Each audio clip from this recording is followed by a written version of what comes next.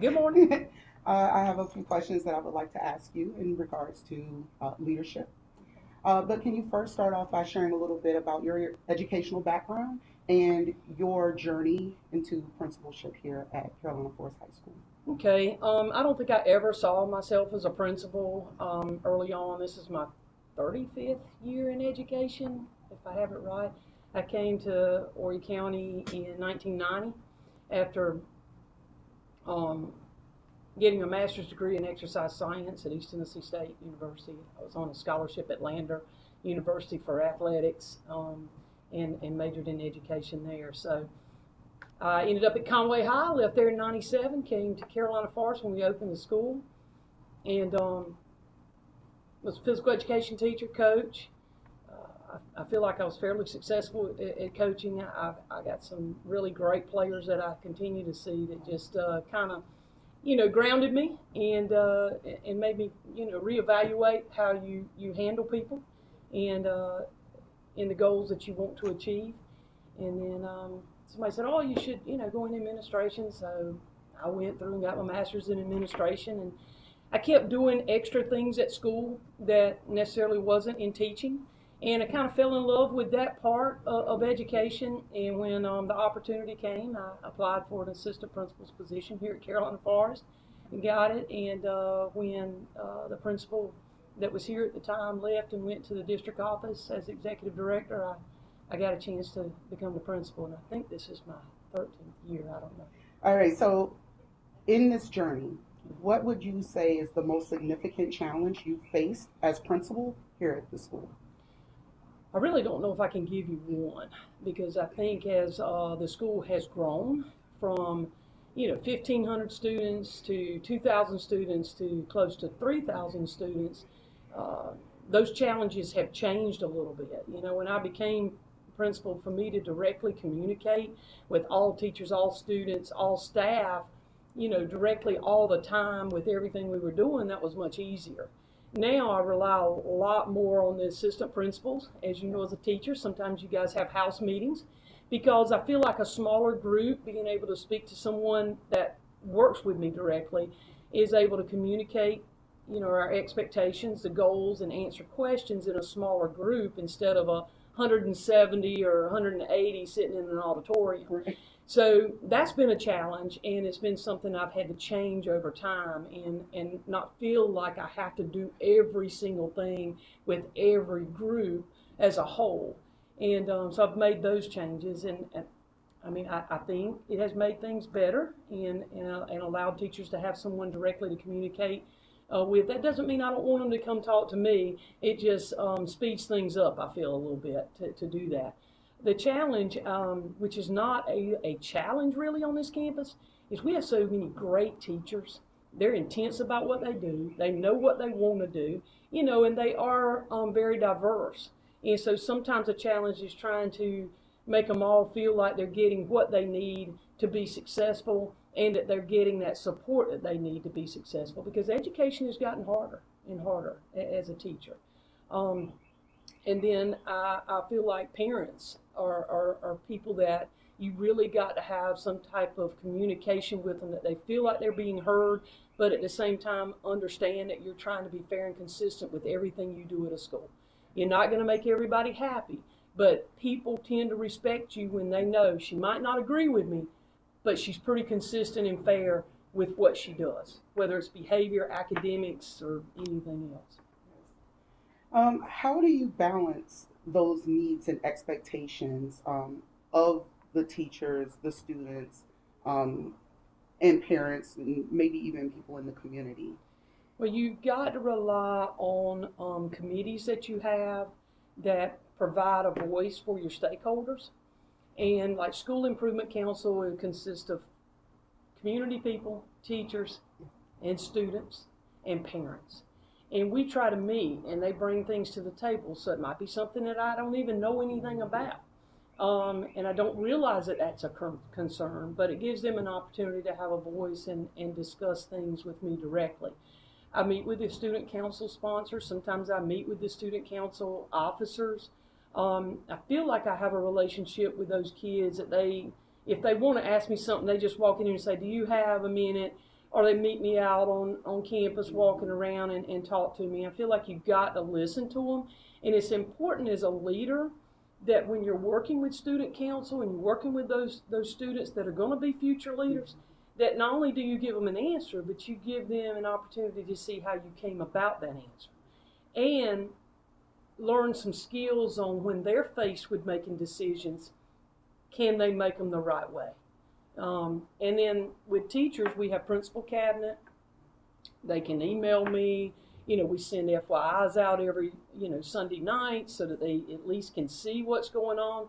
Is it 100% every time on the communication? No, because the larger you get, I think the more difficult it is to make sure you're getting everything out there. How do you address issues of equity, inclusion, and diversity here?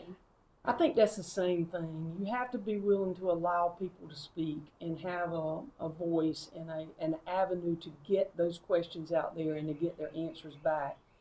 When students come to me and say they want a club or they want, something that they want to do on campus, again, I try to take time to work through and let them see how we go about making that decision and not just giving them an answer, but also letting them know if that's something they want to do, they have enough students that's an interest in, then if they can find a teacher that's willing to sponsor it, then we'll try it. If it gets out of hand or it doesn't go in a direction that it needs to go and it has an impact, a negative impact on academics or the learning environment, then we'd have to come back to the table. But how do you manage your time and prioritize your tasks here as a principal? Sometimes not very well.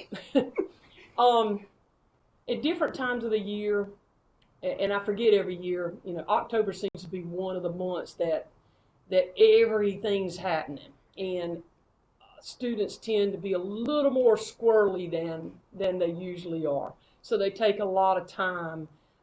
They got September out of their system, and now it's like, let me see what else, is going on. But it can be busy at different times of the year.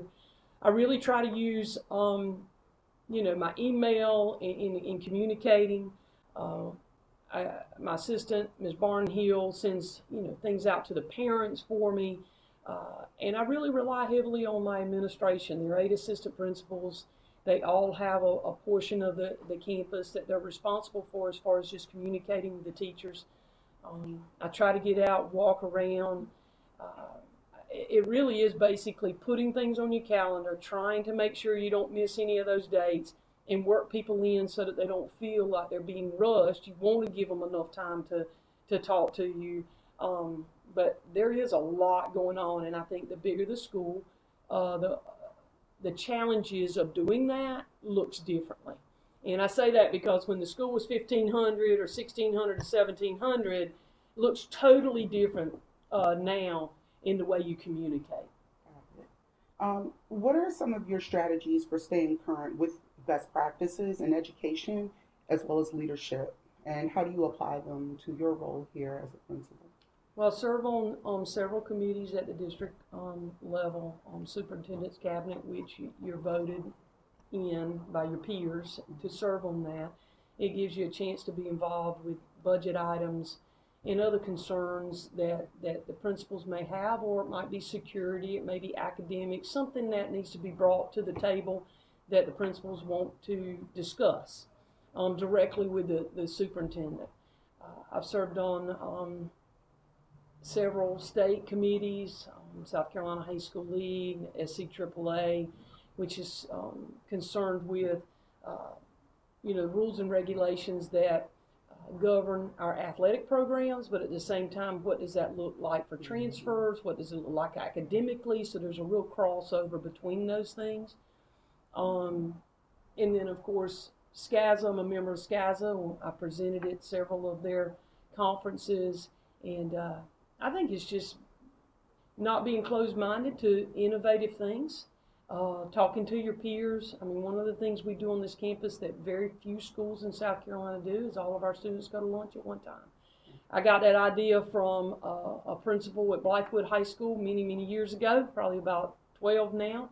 And he now is a superintendent in Lexington County Schools, and we brought it here. And while it has its challenges sometimes, the benefits from it outweighs any challenges we have. And you have to be willing to be open-minded and see those innovative things that may work on your campus. Good. How do you measure the success of your leadership here at the school? How do you know you've been successful at what you're doing? I really measure it by those emails that you get back from parents. It's easy for people to complain, but when someone stops and takes time to send you something and say, hey, I appreciate what you're doing, or thanks for this, students that return and give you some feedback on, hey, when I was at Carolina Forest, this is one of the things I really enjoy doing, or I appreciate this. Returning students that I've had that now have a son or daughter at Carolina Forest, and them coming back and giving feedback on what it is, and taking time to do that. And sometimes we have concerns and parents send things in, and I think you have to also read those. You have to look at them, and you have to be willing to analyze those and say, what can you change? And don't be closed-minded to the think that you know everything. No. Things change, time, the way education is changes, and you got to be willing to be open-minded and see what is you're doing now.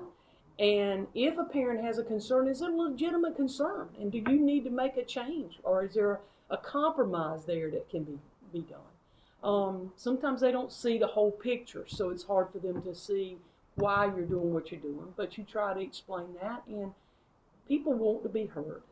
And you cannot agree, but if you're willing to respect each other and talk about it, then you're going to be more successful by doing that. And you just be closed-minded and no, I'm not listening to what you got to say.